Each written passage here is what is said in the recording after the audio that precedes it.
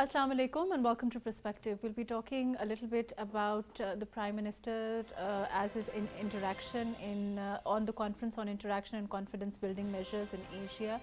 He met with more than 27 member state leaders from 27 member states, and as far as the founding members are concerned, he has now returned to Pakistan after his two-day visit. We'll be talking about a little bit about that. Of course, Kashmir and Palestine remained at the forefront of the agenda. We'll be talking about the ramifications of the Prime Minister's interactions during this summit. A little later on, we'll also be talking about the overall political situation at this time. We've seen the PMLN leadership, state categorically that as far as the general elections are concerned, they will be held on time. And of course, the floods and rehabilitation, dealing with the aftermath at this time as far as the flood damage is concerned, remains at the very top of the agenda as far as the government at this time is concerned. At the same time, of course, we are seeing on the economic front, the finance minister in his interactions with the IMF also. All of that today on Perspective. I have with me Javed Siddique, who's a political analyst. Thank you so much for joining us today. We also have with us Mohammad Sultan Shahryar, who is with the PMLN. Thank you for being with us. And Binish Khan, who is a political analyst. Thank you for joining us today. Javed Sab, overall, as far as a little bit about this summit, as far as the Prime Minister's interactions with different member states is concerned, how do you look at particularly, of course, Pakistan has been consistent via our stance on Kashmir and Palestine both. How do you look at our interaction there, and how do you look at the Prime Minister meeting different leaders at this time in the background of our own political situation, our own economic situation, the floods, all of that?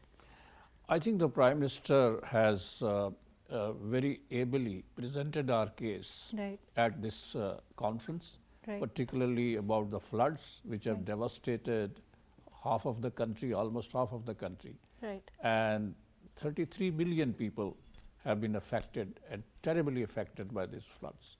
Their houses have gone, and their cattle have been swept away, and huge loss has been caused to our infrastructure, roads and bridges and all these kind of things. So we need a lot of money.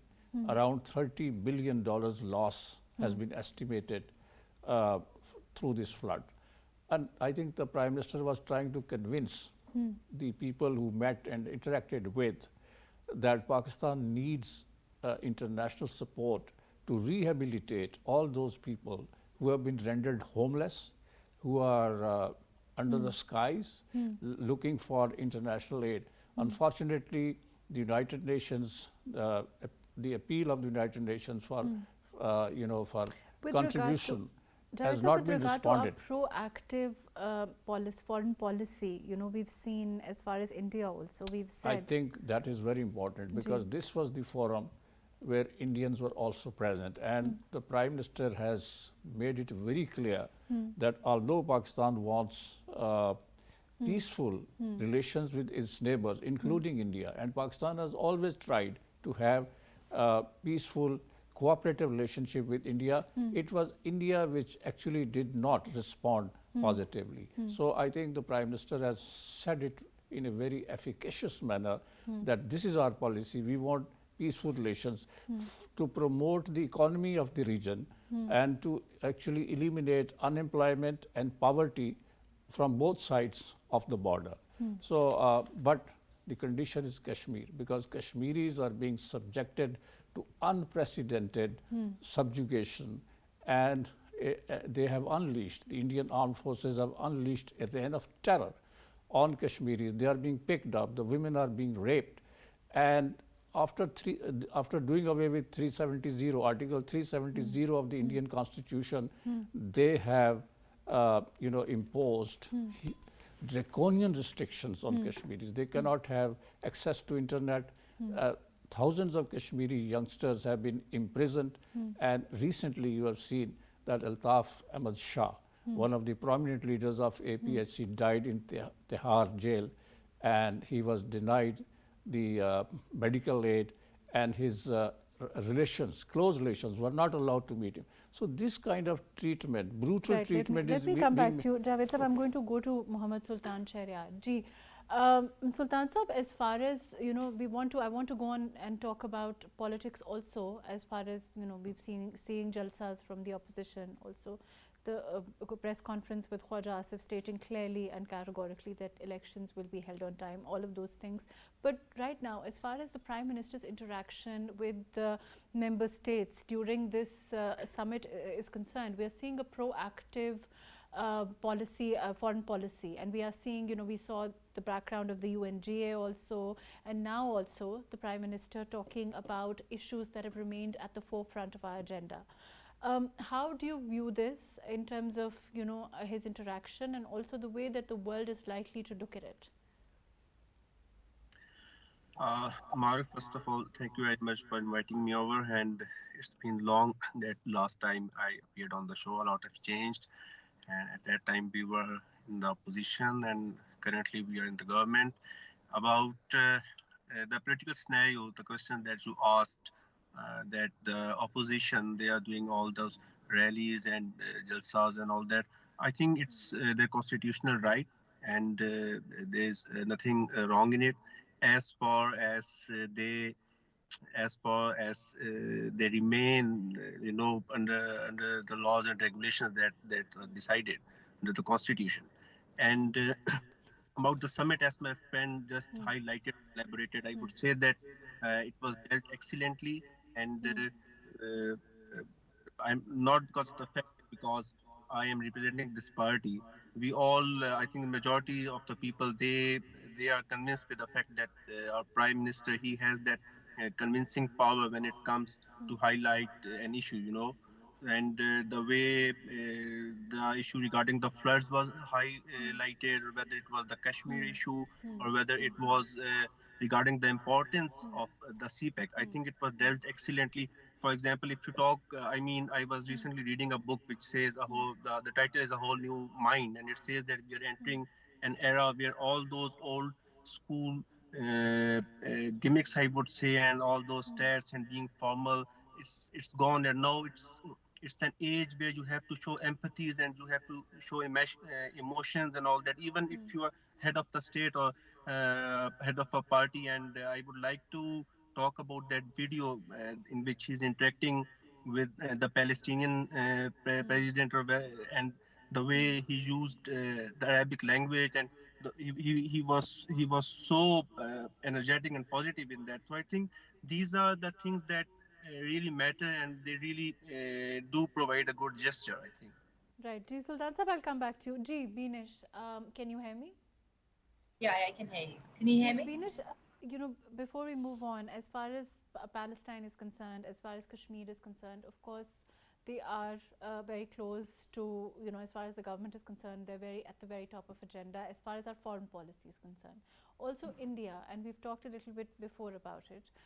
The government has, said that they are willing to talk on issues as long as Kashmir is something, that is of utmost importance to our relationship with India.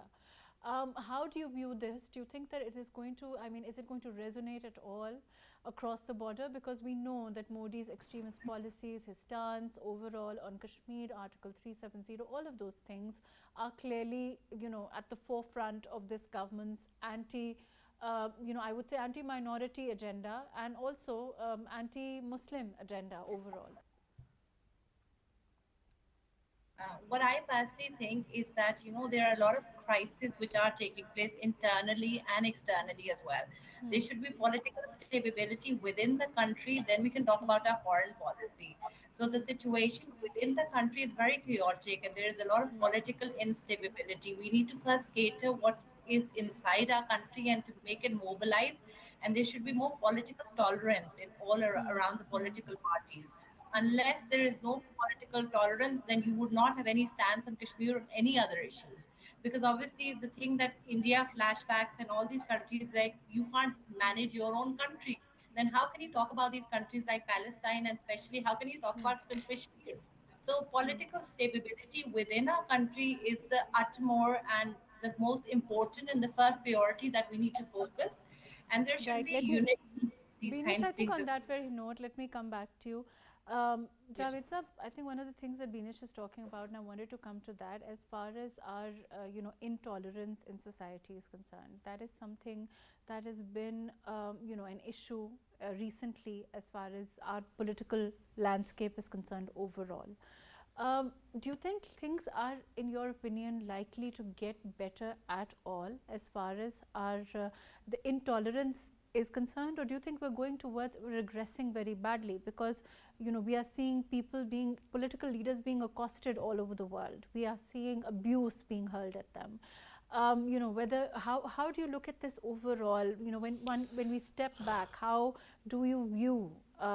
It's becoming difficult to have discussions without getting to the point of without them becoming abusive discourse. I think Pakistan's politics has always been divided and polarized in the past as well.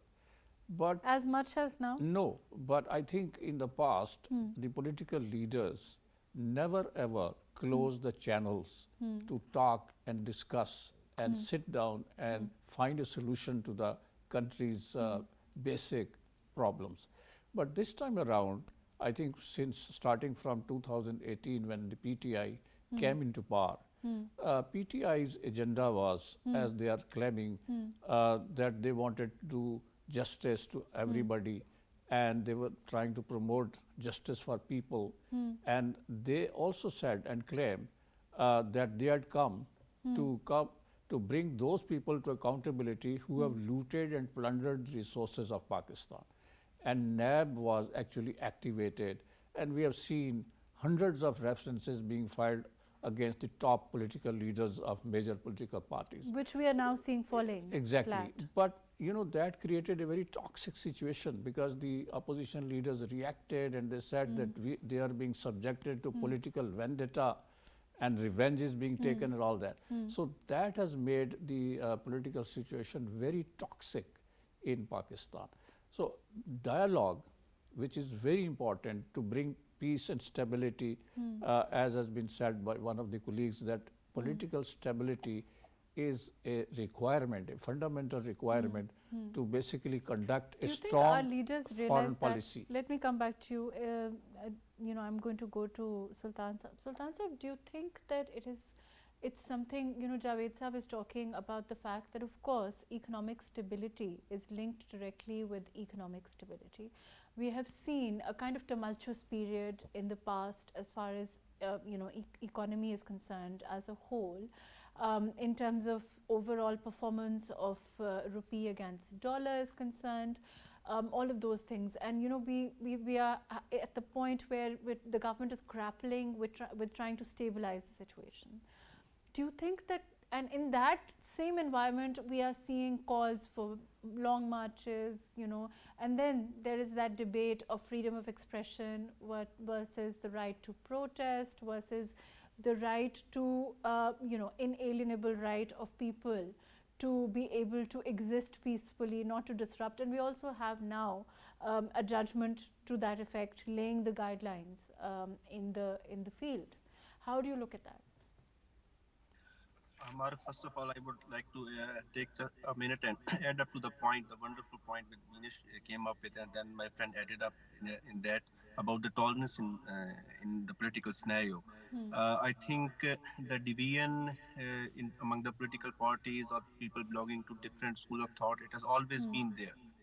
But recently, instead of going forwards, we have gone backwards. And if you talk about the whole political scenario in our country, and in terms of tolerance, we should have gone a step forward, I would say, because in democracies, if we keep on quoting the West, but in our country, I think the tolerance is much lower. And if you talk about people from our party, they keep on saying that PTI has played the major part, in that. But I slightly disagree, and the main aspect here is the social media.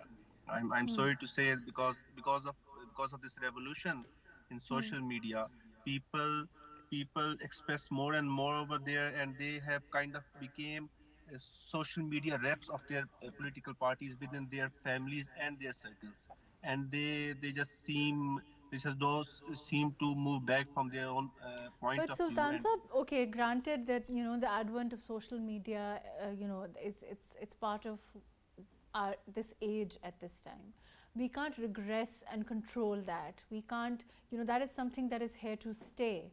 Do you think that it's going to be, in that kind of environment, we have to learn to be able to interact? Let me go to Beenish. Beenish, in that kind of environment, we have to learn to be able to interact peacefully, to be able to have, dialogue, to be able to agree to disagree.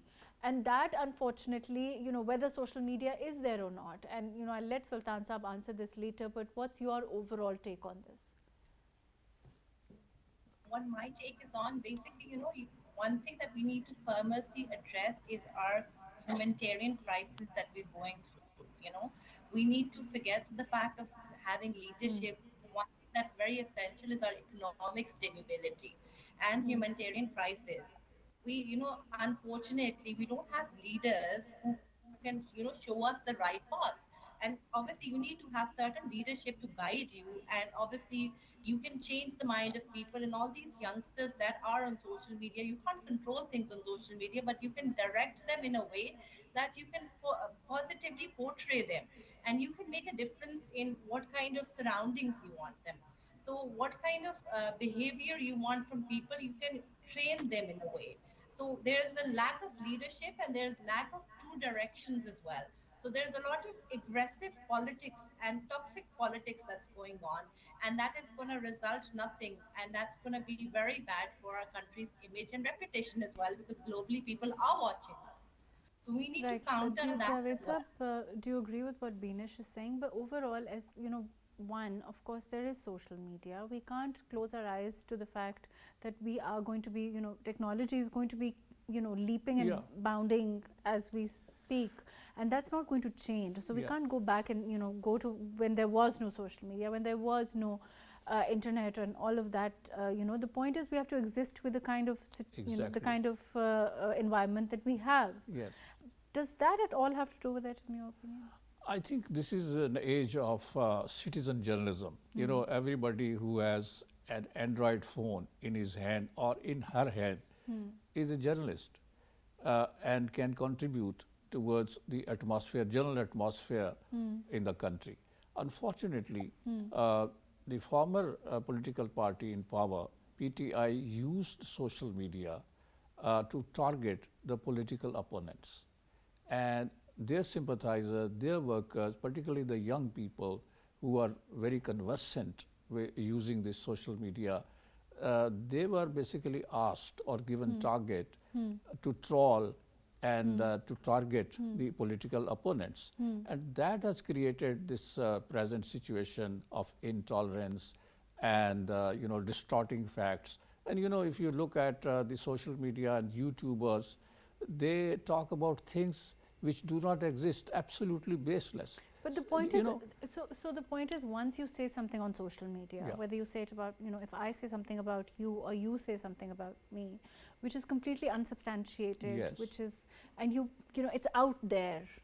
And once you see that it's spreading, whether it's completely wrong or not, the point is you can't detract, you can't take it back, you can't.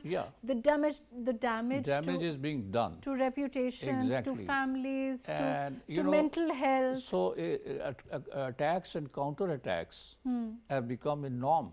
You are attacking your opponents, and the opponent is attacking you in a counter move. So this is a very unfortunate situation. This has created a very, very bitter atmosphere. But do you necessarily have to sign up for it if you want to be in politics? No, I think the political leadership can control this. The political leadership can bring sanity, can bring sobriety, and they could ask their followers, those who are operating on social media, to be serious and not to resort to this kind of tactics, and do not make the political atmosphere so toxic and intolerable. And only then the political atmosphere in the country can be positive, can be conducive, or tolerable even. Tolerable and for a dialogue, an atmosphere conducive for a dialogue at the highest political level. That is the way out from this present political crisis. Right. Ji, Sultan Sahab, do you agree? You think that, as far as for sanity to prevail, I mean, on the one hand, what Javed Sahab is saying, I mean, of course, he's right that you need that kind of dictation to come from the very top. But the point is, even where political leaders exercise restraint, where we've seen that happen recently, where they choose not to indulge in dialogue, where they choose not to answer abuse, where they try and as far as the atmosphere is concerned, to dispel the kind of abuse that is hurled at them. Will that resonate with the the overall political culture at this time? Well, I totally agree with him as far as the issue is concerned, that it's the leadership's role, And if you ask me, people who I come across in my party, everyone has their own say, and I'm thankful to the leadership that they listen to people who have different point of views. What I have been repeatedly saying is that we need to set the bar higher, and we need to set the standards. One good day, and the party, I mean, even recently the party has decided that if if they are using abusive language, then there should be aggressive approach. But what I believe is that there should be statements that we have to be polite, we have to be humble, and eventually, if one side of the political scenario will start setting such examples, I think things might go towards betterment, and that's what we have been taught. That's what the Prophet taught us, and that's the best policy. If you have to convince someone, if you have to cool down someone, what nothing could go against you if you are humble and if you are polite. So I think that there should be a party based policy, and that would, I'm seriously telling you, that would be loved by everyone, that would be liked even by our opponents. Really? Okay. That's interesting. Beanish, do you think that they would, I mean, one would like one would like that what Sultan Sahab is saying to be true, if there is one policy on the kind of discourse that is followed. Do you think it will be accepted by the opposition at this time? I mean, as far as the opposition at this time is concerned, I mean, I won't be wrong in saying that the discourse is plainly inflammatory. There is, there's an absence of rational argument overall. Ji, I can see you laughing. Take an example, and then obviously I highly agree with the fact that what Sultan Sahab is saying, and what I can obviously name to political, and one of the political party that has a lot of youngsters and social media fan following as well, so they can make a lot of impact. And then obviously they can obviously show a way or a direction which the others can follow. And I highly agree with the fact that what Sultan Sahab said, this is what our religion and our teaching of religion is, because the time what they're claiming is about a system that they want to create. It's an Islamic system, and but there's a contradiction of the language they use, and the foul languages and the toxic words that they use. They should not be that abusive words that they use. They should not be used in a way, and they should reflect in their behaviors and their speeches as well. And the foremost thing that they need to focus in on the humanitarian crisis that we are having in our countries, rather than their political crisis that we are undergoing, because obviously we need to have political stability in our countries, rather than anything else. And then obviously political stability is directly linked with economic stability as well. I don't think so anybody sitting where in a rural area would care whoever person is ruling the party, as long as he's getting his basic necessities of life. Every day the basic necessities of life and the survival is getting harder day by day.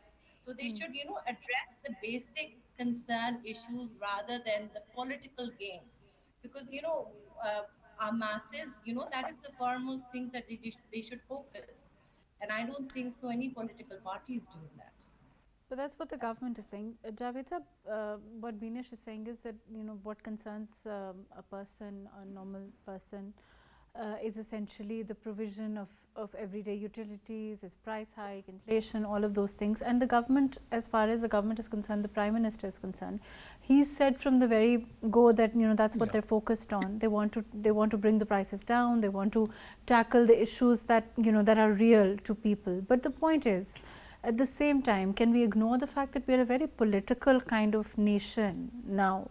Are we politicized more, do you think, over the course of time? I mean, it's not something we can close our eyes to. I think, yes, we are highly politicized and we think politics, we speak politics and we write politics and we love it. But at the same time, as our colleague has said, that in order to bring political stability, we have to have dialogue. And political stability is a fundamental requirement for economic growth. And this is what every politician knows. And the Prime Minister, Shahbaz Sharif, when he came into power, a few weeks later, he had offered the opposition that let us talk and at least we should have some kind of economic consensus or an accord, charter of economy. So I think that was the way out. If Imran Khan and the PTI had agreed to this, leaving behind the politics and the political aspect of it, economy is the name of the game. But Javed sir, they could also have then agreed to coming back into the assemblies. Of course, that was a more saner course of action, and I think some of the political leaders in PTI were of the view that we must not leave the National Assembly and we should be present there and we should articulate our point of view at the level of the Parliament of Pakistan, which is a chosen institution. But they didn't do it. They chose, Imran Khan himself chose to stay away from it. And even today, I think within the party, this debate is going on that we should come back to the Parliament and play our role in the formulation of policies. Do you think that's an option at all? It is an option. We're looking at by-elections on 8 seats. There's a contradiction. You are taking part in the political process. You are contesting elections. On the same seats? Yes, and you are in the Senate. You are in the provincial assemblies in Punjab. It is essentially the PTI government, although Q League is a partner. In the KPK, PTI is running the show. Again, in Azad Kashmir, they have their government. So only they have chosen to stay away from the National Assembly of Pakistan. So I think it's not. So it doesn't really. Let me come back to you, Sultan Sahab. Do you think it makes sense? I mean, does it make sense at all? This political strategy of the PTI, Imran Khan Sahab, when he says that okay, they're very much in the government. In Punjab, in Khyber Pakhtunkhwa, and at the same time, they're saying they don't want to be part of the political process because they don't want to, they don't agree with it. As far as this government is concerned, they don't accept it, so to speak. Isn't this a contradiction in terms? Well, there is indeed. I mean, with due respect, we saw the pandemic, and at the time it was PTI government, and at that time. Their approach towards the opposition, it wasn't different. Even at that time, leader of the opposition offered a greater dialogue. And you talk about the current situation we are facing. We are literally on the verge of bankruptcy. I mean, if you look at the macro indicators of the economy, I believe that we are working hard. We are working day and night to stabilize things. But that's the reality. That's were left with. And at that time, as my friend said, that PTI, they literally have government all over Pakistan, whether you talk about KPK, Azad Jammu Kashmir, So instead of, talking about all these dharnas and creating all this kind of instability and chaos, I think they should at least understand the sensitivity and the intensity of the situation, and we'll have enough time to do our politics later on. I mean, we can't afford to go in a phase where Sri Lanka went, and it was a touch and go for us, and we should be thankful to God that we have managed to escape, and at that time we need that seriousness, not only from the government but from the opposition as well. Sultan Sahab, how do you look at the overall position a little bit on politics in terms of the current by-elections which are just around the corner? What is your overall? What does the PMLN think, and what is their overall estimation of these by-elections? The performance. Honestly speaking, it won't be easy for us. It won't be easy for PMLN. And I would like to do a bit of historical reconstruction. It won't take more than a minute. When we came into power in 2013, the major issues were the law and order and the power crisis that we were facing. We achieved our targets in all those fields, I would say. And we went into 2018 elections. People they seem to like forgot each and every achievements that PMLN had achieved in that. And now again, with all the due respect and by being very humble, I would again say the same, that we have such a short memory, that a government which was here for like 4.5 or 4 years, I would say, PTI government, and they left the country in a state of chaos, I would say. And for us, politically, it was a wrong decision, but we had to take one. We had to take one. We took it, and we are paying the price politically. I mean, if you talk about the sympathies of the majority or a very large section of society, they are not really pleased with us, and that's the truth. But then there are people who understand that we are working on it, and it's the problem that we are facing on economic fronts. I mean, economy is if not the only major issue that we have. That's the main that was left after PTI government, and it is going against us. But it's nothing like that. We are pessimistic. We are very hopeful, and we are positive, because with each passing day, and people are, the truth is prevailing. So we are quite hopeful. Right. We have with us Iftikhar Ahmed, who's a senior journalist. Iftikhar Sahab, can you hear me? Ji, Iftikhar Sahab? Yes, I can hear you. Ji. Iftikhar Sahab, as far as the by-polls are concerned, we've been talking about the overall situation vis-a-vis the PMLN and the opposition. What do you expect, considering, of course, that there are challenges that the government is grappling with on the economic front at this time? I think people will give their verdict, and we must respect that verdict. And important thing is this, that how much percentage rises after the 55 public meetings of the other party leader. Will he be able to convince people to come on the polling station and poll for him or not? That is the basic thing. Okay. You think, what is your expectation? You think that people, people want to take part in the political process at this time? They want to be a part of this electoral process, whether it's the by-elections, whatever we may call it. Definitely, people always love to be the part of the polling and the part of the system, democratic system. They would love to come and vote for and against in their constituency. This is a very fundamental thing. It is not a new thing. This is happening since 1970 and onwards. Ji, Iftikhar Sahab, as far as the position, the party position is concerned, what is your overall Well, I can't say anything about the party position right now today. It might be a difficult thing to assess. But I feel that PTI might lose 2 or 3 seats. And remember, they're all their seats. They have vacated the seats. And they were the winners. So even if they lose 1 or 2, like you are saying, or 2 or 3 seats, this will be a huge loss to them.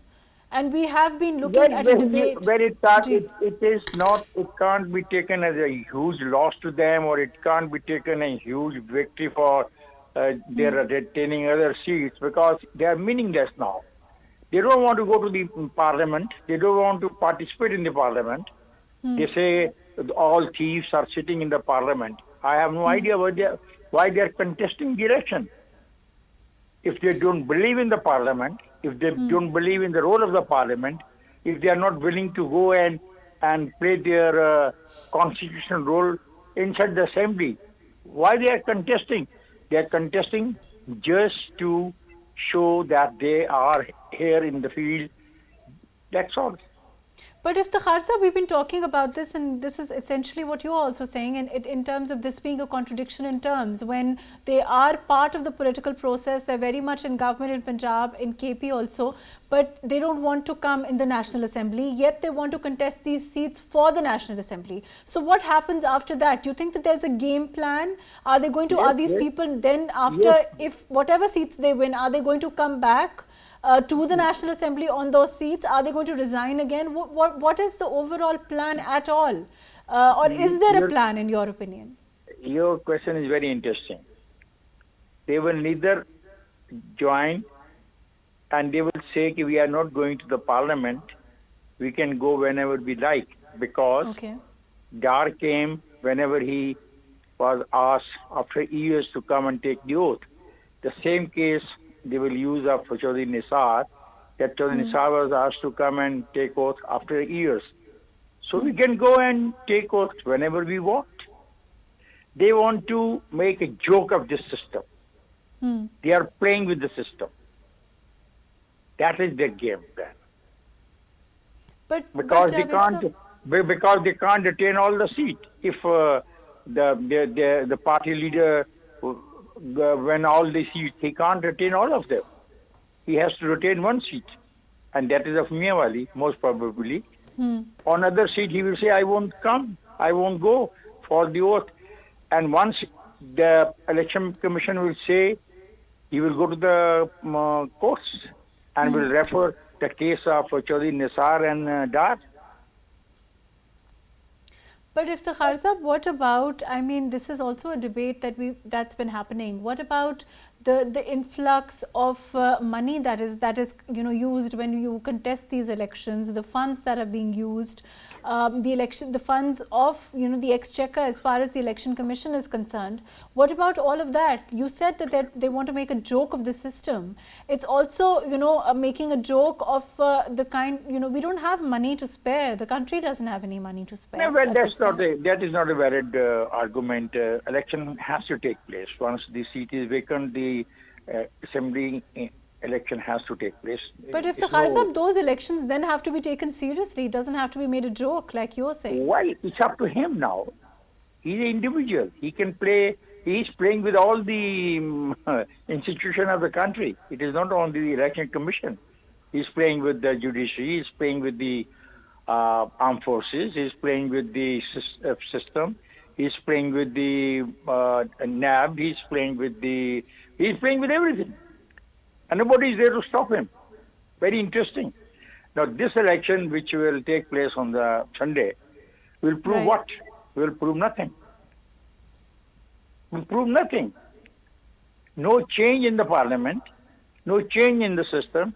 He can't replace the present government because he won't have 174 votes. Even all the seats. He is playing with the system, and he knows how to play. And I must give him the full credit that he is doing it. Right. Thank you so much for joining us. Thank you for your very valuable input, Iftikhar Saab. Thank you for joining us. Javed Saab, I think it's very, what Iftikhar Saab says is very sad. And, I think he's very aptly said that nothing will change after these by-elections except the fact that money will be used, resources will be used, the people will go and vote, and the overall seriousness of the political process will be compromised. Electoral process will be compromised. Yeah, I think the PTI's objective in the current scenario is to show to the people and to show to the establishment that he is a very, very popular leader, that his party is still very popular, and it has been able to retain the seats that it wanted to. So I think that is the message he wants to send to the political parties, political leadership, and the establishment and to the world, that is very popular. And he has been mobilizing people for the last so many weeks, holding these public rallies and meetings and mobilizing people, and now he is telling them to come and vote for him, and so that he is able to prove that he is a very popular leader. And on the basis of that, he wants to put pressure on certain quarters that they should go for elections immediately, instead of as the stance of the current government is that the elections will be held on time, which is when the assembly's tenure will end. Only then elections will be held. But he wants elections before that, and that is his game plan. To be honest, even if we talk about, I mean, the term ends in August. Yeah. There's a 90-day period which you have before that. Before yes. that. Interim for government. the caretaker setup whenever it comes. Honestly, there isn't a lot of time that for which the fight is about. I think the underlying reasons. The underlying reasons are two. One, that the PTI and its chief both want to capitalize on the current popularity, so that they are able to regain the 2/3 majority in the assemblies. That is their game plan. And the game plan of the government seems to be that by that time, if they have 6, 7, 8 months down the road, they will be able to revive the economy. And once they are able to provide relief to the people on the economic front, probably their lost popularity or the dent that has been created to their popularity, public popularity, they will be able to regain it and contest elections against PTI and will root it out in the political arena. So that is the game plan on both sides. Right. Unfortunately, that's all the time that we have. Thank you so much for being with us, Javed Siddiq Saab, Mohammad Sultan Shahryar. Thank you for joining us. Beenish Khan, thank you for being with us. Iftikhar Ahmed, thank you for being with us. As far as the overall political situation is concerned, of course, the bi-polls will actually, as we talked about, not really change much as far as the political scenario at this time is concerned. And as far as the government is concerned, they remain steadfast in as their narrative one of the fact that they will not have early elections. Elections will take place at the time of which is August of next year. And economy remains at the very top of the agenda. As far as the government is concerned, stabilizing the economy, bringing relief to the people, they've said remains at the core of agenda at this time. And of course, rehabilitation and dealing with the floods, the crisis that the country as a whole is grappling with at this time. Thank you so much for joining us today.